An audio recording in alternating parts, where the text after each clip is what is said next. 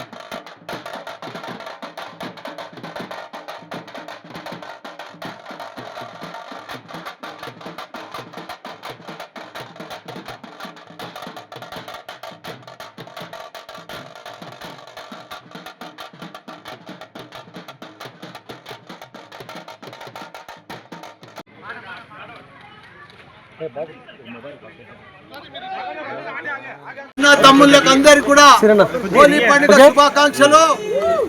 అన్ని హోలీల కంటే ఈ హోలీ నాకు స్పెషల్ హోలీ.